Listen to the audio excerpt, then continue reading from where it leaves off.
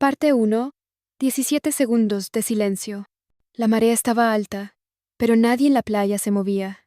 El sol aún no había salido del todo, y los altavoces del paseo marítimo seguían apagados. El aire olía a sal y a algo que nadie quería nombrar. Entonces ella apareció, una mujer de cabello suelto, descalza, con un abrigo blanco demasiado largo para el clima. Caminaba directo hacia el agua, como si buscara algo. Nadie la detuvo, nadie siquiera pestañeó. Solo un niño la observaba desde una toalla extendida en la arena húmeda. Theo. Cuando el agua le llegó a las rodillas, se giró hacia la ciudad y gritó. No fue un grito de auxilio, ni de dolor. Fue algo más profundo, más seco. Devuélvanme la voz. El sonido duró exactamente 3 segundos antes de que una ola la cubriera hasta la cintura. Silencio. La mujer desapareció bajo el agua. Alguien encendió su teléfono. Otros se miraron, pero nadie habló. Theo había leído sus labios. Al día siguiente, no había rastro de ella.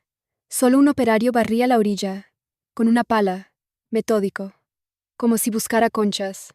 Esa noche, en la fábrica de pescado, Ángel, el padre de Theo, ajustaba el motor del refrigerador cuando Irene, su compañera de turno, entró sin avisar. La luz parpadeó. Se miraron. Un instante sin palabras. Un beso. Sin contexto. Sin promesas.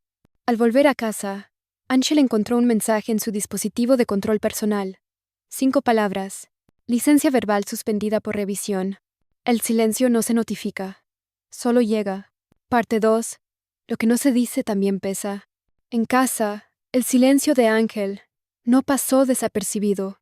Julia, su esposa, lo observaba desde la cocina, removiendo un café que ya no humeaba. ¿Otra vez sin voz?, preguntó, sin mirarlo. Ángel asintió, pero no escribió nada.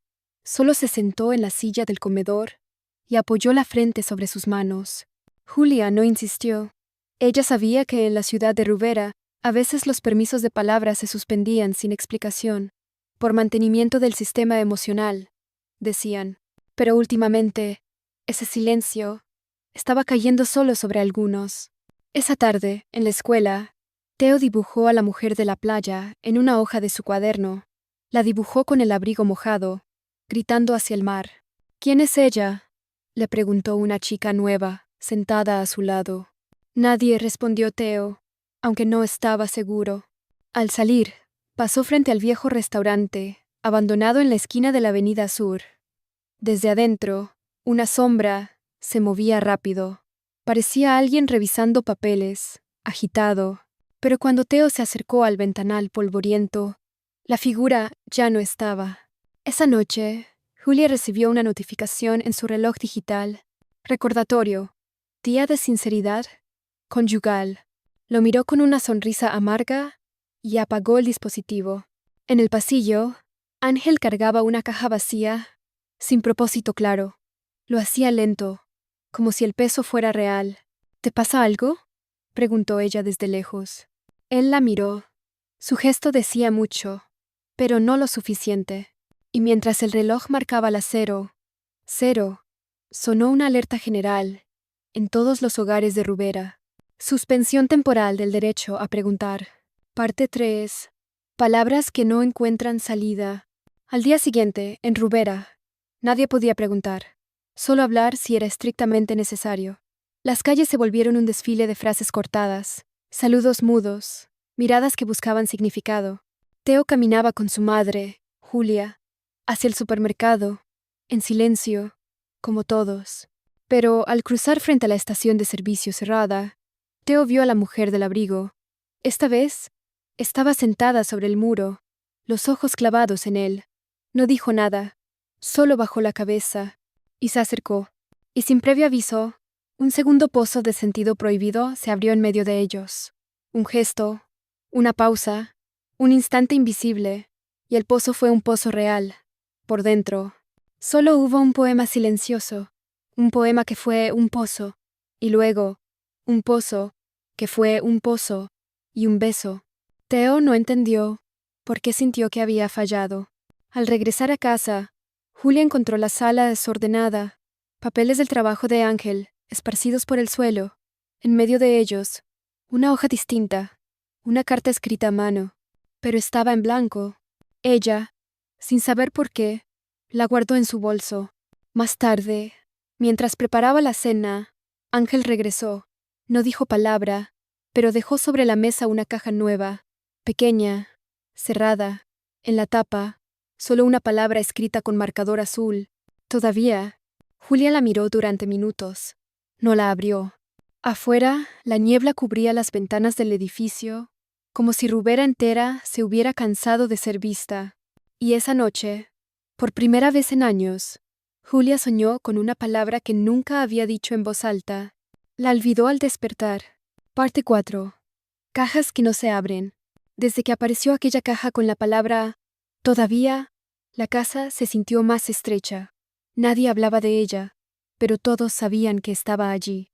Julia la movía de un lugar a otro, intentando no mirarla demasiado. A veces la encontraba en la mesa, a veces en su almohada.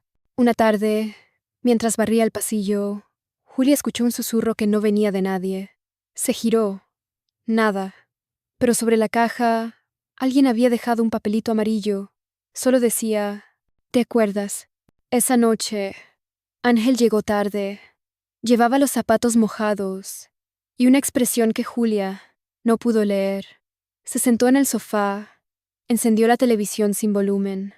Cuando ella quiso preguntarle, él solo dijo: ¿tú alguna vez soñaste que olvidabas quién eras?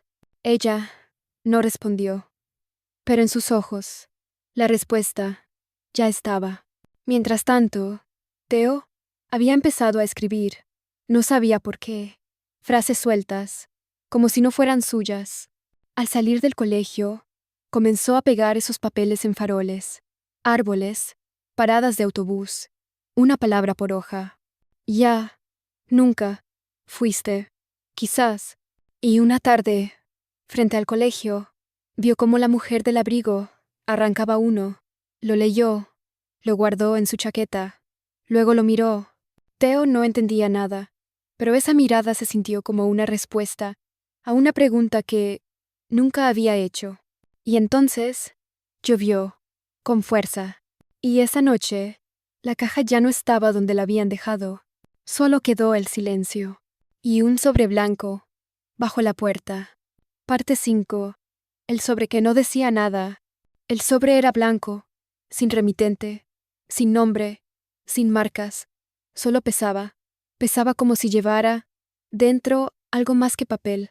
Julia lo abrió con manos temblorosas. Dentro, una sola hoja, en blanco. Ángel se lo quitó, sin decir palabra, lo alzó, contra la luz. Nada, ni tinta invisible, ni marcas de presión, nada.